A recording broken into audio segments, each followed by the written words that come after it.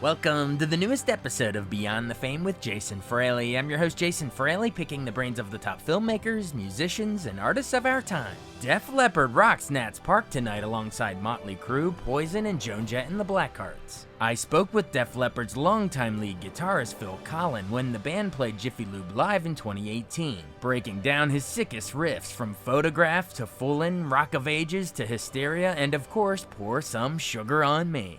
This is Phil Collen of Def Leppard, who's coming to Jiffy Lube Live with Journey. Hey, thanks so much for taking the time to join us, Phil. Absolute pleasure. Thank you. Awesome. Well, these two, it's going to be a show that you definitely don't want to miss. I mean, these are two massive bands of the, 70s, 80s, and beyond. It's almost hard to decide who's going to open for who with both of you guys. But what's it been like touring with Journey? Have you guys toured with them in the past, or is this the first time? We have. We toured in 2006, and it was so phenomenally amazing that we promised to do it again. And this is actually the first time we've been able to fit it in, both bands at the same time. So, we're really looking forward to that. If there's anything like last time, it'd be amazing. And, ticket sales suggest so, and just, the fact that everyone's got all these great songs that everyone can sing along to, it's just a really good night. It's amazing. Do you guys is there any combining on stage for some encores or anything? There was last time, I actually ended up joining them on stage, and I would go a couple of times at sound check and just jam with them because they're a phenomenal band. One of the highlights, we were sitting in this Saratoga Springs in upstate New York, and Jonathan came. We had all these adjoining dressing rooms, and we were kind of all hanging out together. And he said, "I wrote Faithfully on that piano." Oh, wow. And then he got on it and he started playing it, and then we all started singing along. So it was before everyone started recording stuff, and I really wish I'd have had it because it was pretty amazing. All of Def Leppard and most of Journey all sitting around and singing. Then we done other songs. It was like, whoa, who's recording this? So hopefully we'll get to do that again. Wow. Well, yeah, the road is no place to start a family. Absolutely. Except you, I hear, are having a new addition. Tell us. Absolutely, yeah. Babe Jackson, a little boy, spelt with an X. He'd be around any second now. Yeah, he should be. He should be arriving, and hopefully before I get out on tour, because then I'd like to meet him. That's so awesome. Well, we can't. So many hits we'll be able to hear. But I just want to let's remind some of our listeners, maybe even younger listeners, how you guys all came together. I know the band joined back in 1977 in England, sort of that British heavy metal wave. But you came on around I think 82. I know they had done like 2 albums before that had done pretty well in the UK, not as huge here in the US. And then when you came, you guys really took off. How much do you think your guitar skills sort of took them to the next level? Obviously everything, but no, I set you up for that. A combination of things. Mutt Lange, our producer, was really instrumental in everything. He was just an amazing visionary and artist. I mean, he sings on all our stuff. He's incredibly done, the most successful AC/DC albums. He produced them, and obviously Shania Twain, who he was married to, Bryan Adams, The Cars. And, it was just incredible what he added and his concept for what the band was. And that was really exciting. That done it. And then MTV was in its infancy. So that really helped. So along with my, awesome guitar playing, but just everything. We made a hybrid of rock and pop music. And or Mutt Lange did. That was his idea. And it just seemed to work. It was right time, right place. We were all very...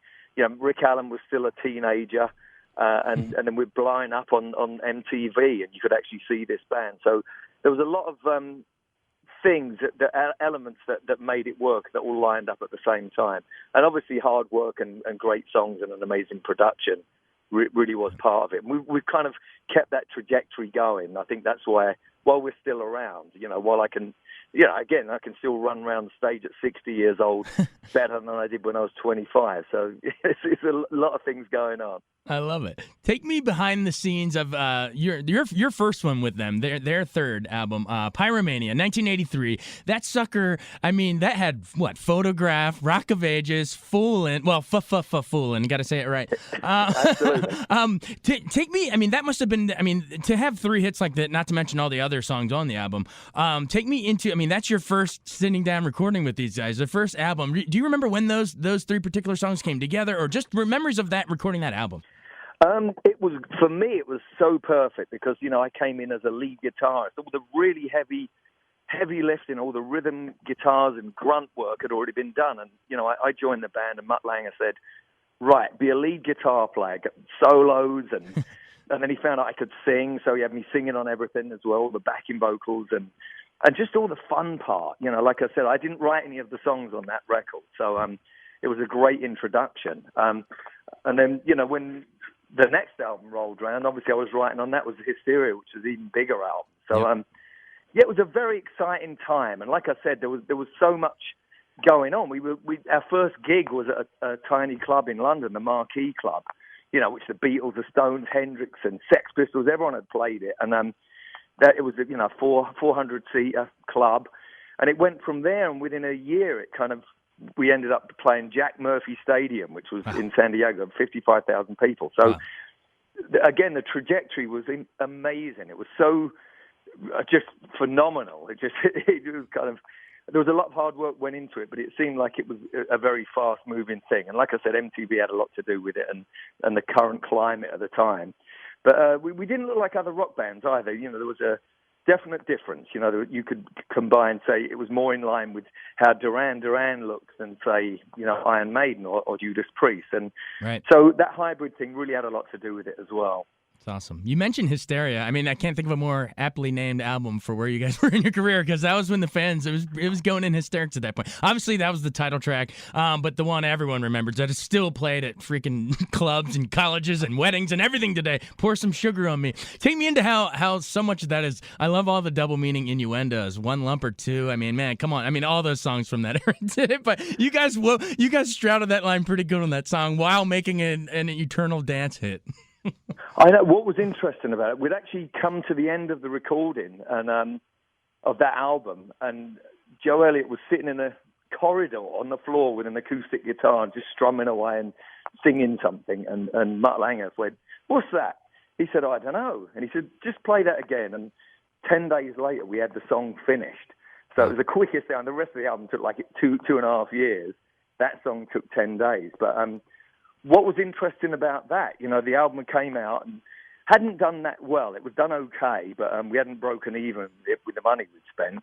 And then all of a sudden, strippers in Florida, this is a God's honest truth, started requesting, they would dance to it, in their routines, and then they would request it at the local radio station. Wow. So it became a hit on local radio stations in Florida, and then it kind of snowballed around the rest of the country, and up in Canada as well. Same kind of reason, but and then the song became a hit because it was getting requested all over the place. So it was pretty interesting, and the fact that it did have all those innuendos, and we'd borrowed some stuff from rap music, as it was called back then, because Public Enemy and some of these earlier kind of rap bands and that were doing this vocal meter, and we kind of implied some of that as well. So it was again a real hybrid. Do you still enjoy? I mean, that opening guitar riff is so iconic. Do you still enjoy playing that, or is there a riff you enjoy the most when you're out on tour? No, that's pretty cool. I mean, I love all of them. They're great fun. We wrote them that way. That's the thing. But it's great to see people react when you actually play that stuff. Even other guitar players, when you sit around and you just play some of them riffs, they freak out. It's nice to be part of that. So.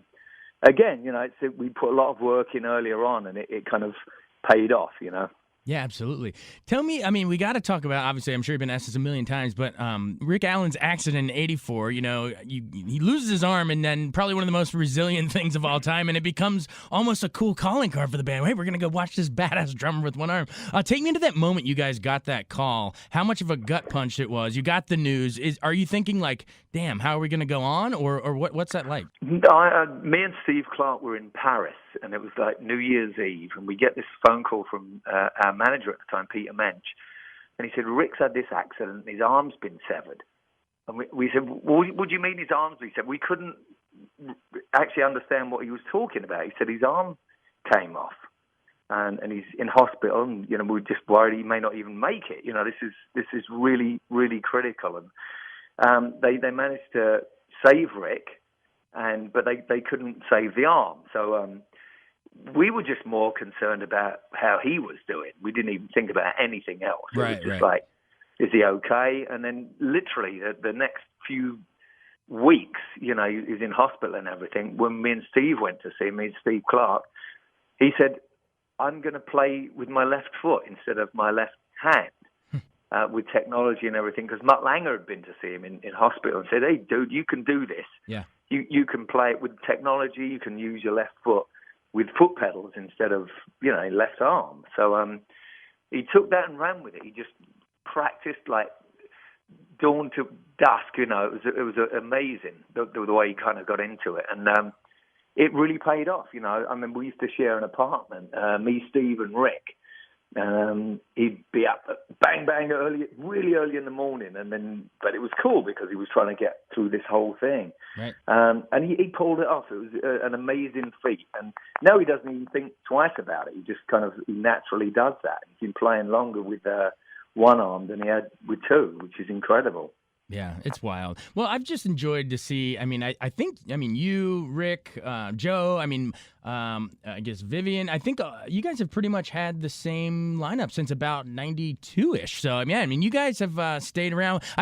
Tell me about sort of your staying power. I mean, I know, God, I think Promises did really well in the rock charts in the '90s, and I remember personally, I'm a bit younger, but I remember hearing your X album come out as a brand new album when I was in college in like 2003 with Long Way to Go. And I was like, wait a minute, wow. this is a new, you know what I mean? Like, wait, Def Leppard, I thought they were classic rock, and now they're putting out great new stuff. Just what's the secret to you guys sticking around so long? You just love being on the road, or you love the guys, or what is it?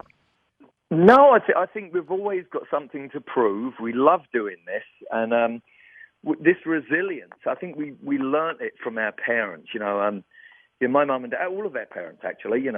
They were being blown up, in World War II. Right. In my mum and dad, I'm from London, and you'd have all these crazy stories, and there was all this resilience and kind of positive kind of affirmations because they'd been through all this. Joe's parents, going in the air raid shelters and all that.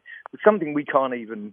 It's phenomenal. You can't even imagine that happening. Yeah. But they went through that, and I think we learned some valuable lessons from our parents. A really good value system, if you like, from that experience from them, and it certainly made us a bit more, certainly resilient, for sure. And we still do that. We still have that kind of approach to stuff. Absolutely, and that resiliency is allowed to, speaking of, lasting a long time and spanning decades, I know you've had to keep up with changing technology too, and I want to bring that up because I know this year is the first time that Def Leppard's, their whole catalog is available digitally on all platforms. I think you guys held out for a while before putting it on iTunes, like a lot of bands just put their stuff up there, but you guys kind of held off.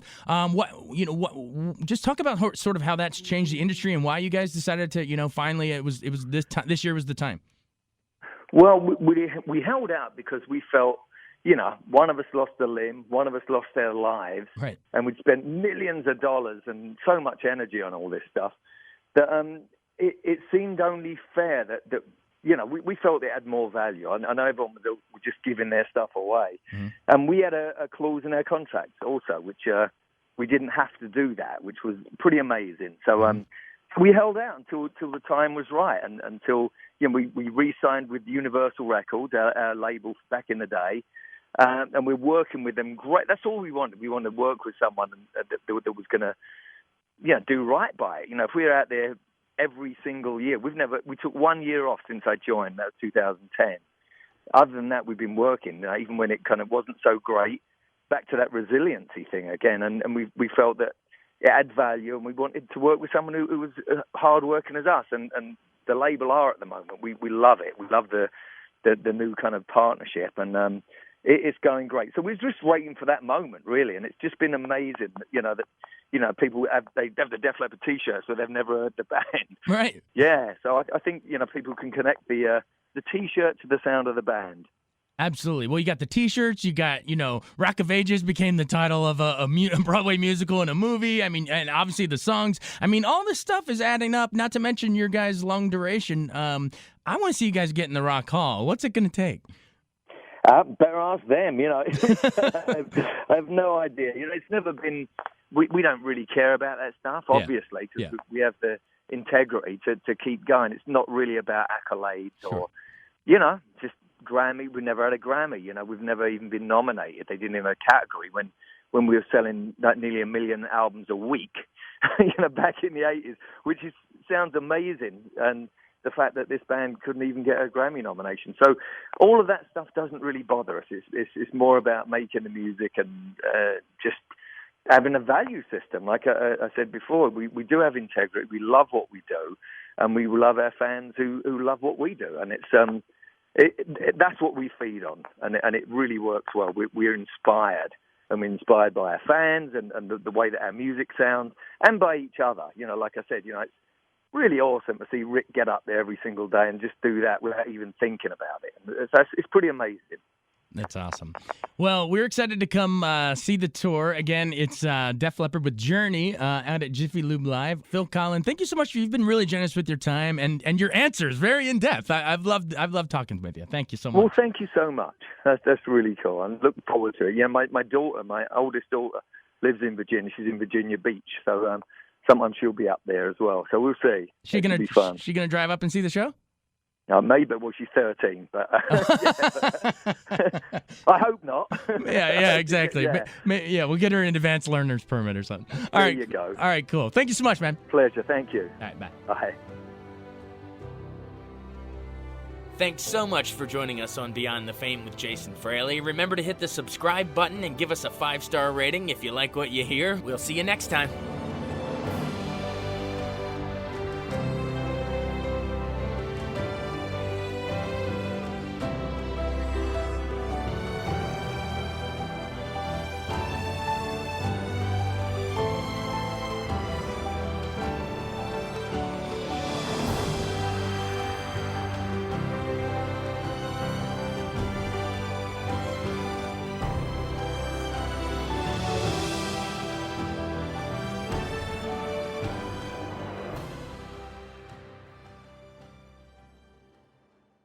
I wanted to take a second to tell you about an app I really enjoy. Living in the DC area is great, and Podcast DC gathers all of the local shows that I like all in one local app. Health, sports, local news, politics, and so much more. Podcast DC is the new local app with hundreds of DC area podcasts to choose from. I can earn exciting rewards just for listening and share the podcasts I love instantly. Available in the App Store or in Google Play, listen local with Podcast DC.